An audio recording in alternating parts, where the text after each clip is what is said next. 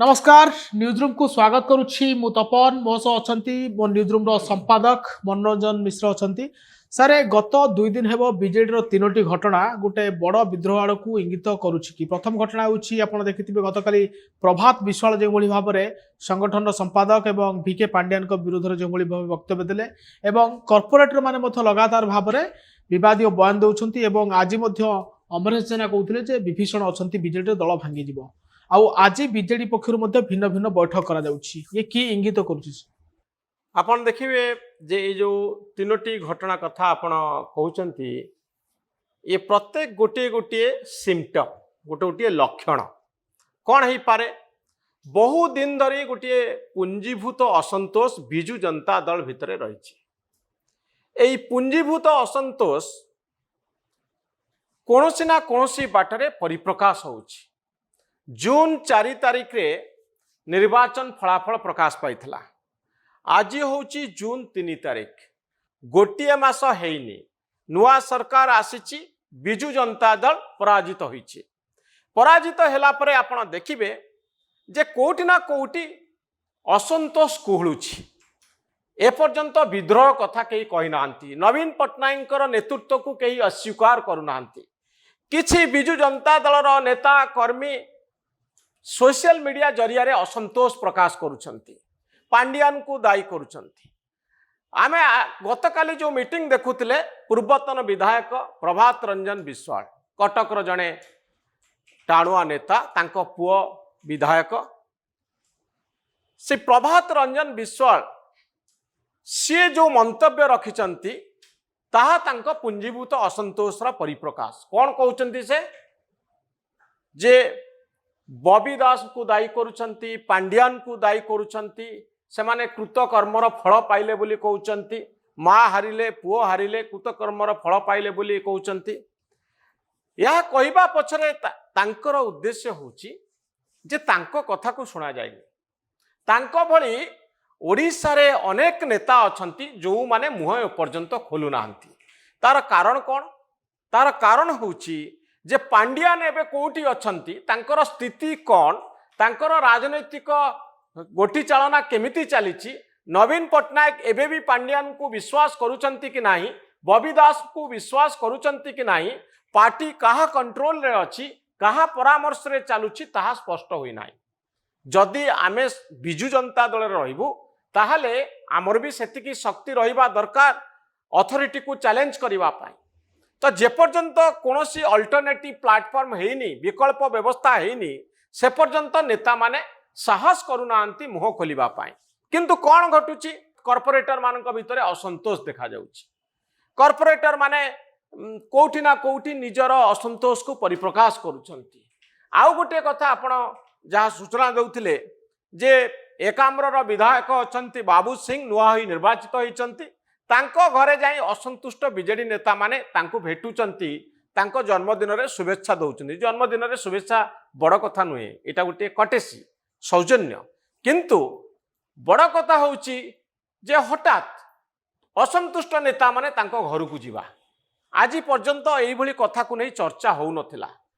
प्रकाश्य रे जणे भारतीय जनता पार्टी नेतांको घर को बीजेडी नेता जीवा ये सबू विरल घटना सबू किंतु एक इंडिकेट करुची ना कोठी एमाने गोटे अल्टरनेटिव प्लाटफॉर्म खोजुचंती एवं निज कथा कहिबा पाई दल रे चलीथिबा कार्यक्रम बा कार्यकलाप को नहीं एमानक भितरे क्षोभ अछि।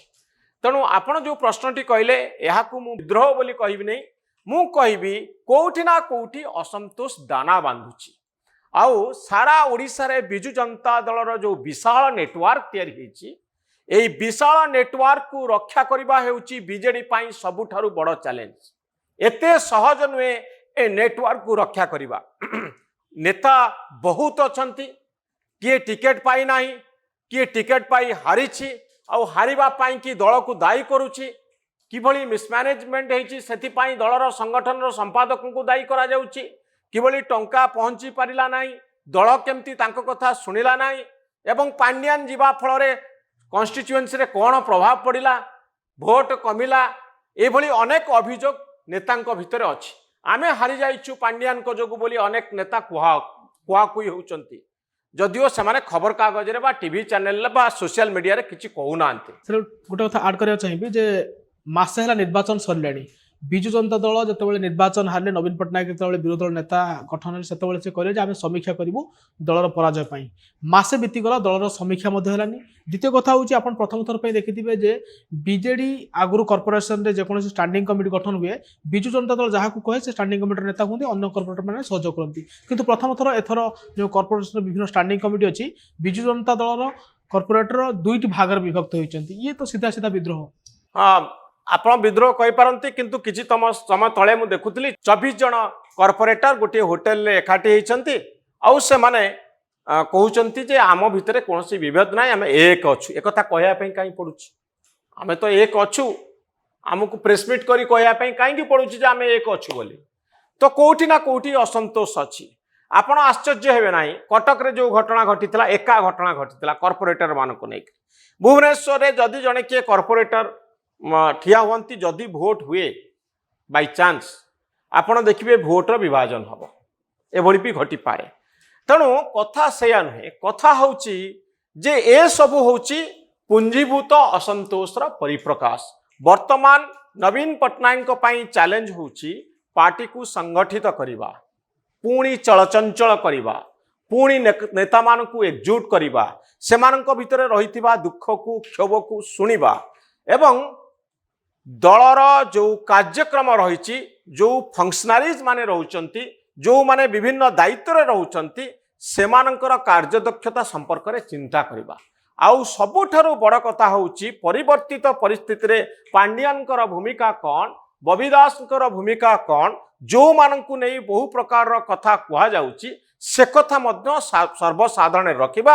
ପାର୍ଟିର ୱାର୍କର ମାନଙ୍କ ଭିତରେ, କାର୍ଯ୍ୟକର୍ତ୍ତାଙ୍କ ଭିତରେ ଗୋଟିଏ ଧାରଣା ତିଆରି କରିବା ଯେ ଦଳ ଠିକ୍ ଅଛି, ନେତୃତ୍ୱ ଠିକ୍ ଅଛି, ନବୀନ ପଟ୍ଟନାୟକଙ୍କ କର୍ତ୍ତୃତ୍ୱରେ ଦଳ ଅଛି, ତାଙ୍କ ନିର୍ଦ୍ଦେଶରେ ସବୁ କାମ ହେଉଛି ଏବଂ ସେଇଭଳି ନେତାମାନେ ଆଗରେ ରହିବା ଦରକାର। ବହୁଦିନ ଧରି ବିଜୁ ଜନତା ଦଳର ବଡ଼ ସମସ୍ୟା ହେଉଛି ଯେ ଯେଉଁ ପଲିଟିକାଲ ଲିଡରସିପଟାକୁ ଆମେ ଚାପି ଦେଇଛେ।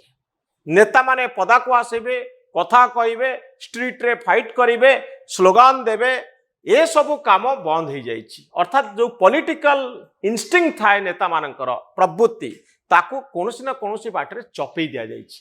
ତେଣୁ ଭଲ ନେତୃତ୍ୱ ତିଆରି କରିବା ବର୍ତ୍ତମାନ ବିଜେଡି ପାଇଁ ସବୁଠାରୁ ବଡ଼ ଚ୍ୟାଲେଞ୍ଜ।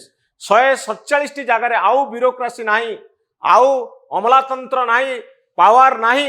ଯେଉଁ ପାୱାର ସେମାନଙ୍କୁ ଜିତେଇ ଦେବ, ବର୍ତ୍ତମାନ ସେମାନଙ୍କୁ ନିଜ ବୁଦ୍ଧି ବଳରେ, ନିଜର ଦକ୍ଷତା ବଳରେ ଜିତିବା ପାଇଁ ପଡ଼ିବ। ବିଜେପି ସହିତ କମ୍ପିଟ୍ କରିବାକୁ ପଡ଼ିବ, କଂଗ୍ରେସ ସହିତ ପ୍ରତିଦ୍ୱନ୍ଦିତା କରିବା ପାଇଁ ପଡ଼ିବ, ଏସବୁ କାମ କରିବା ପାଇଁ ପଡ଼ିବ।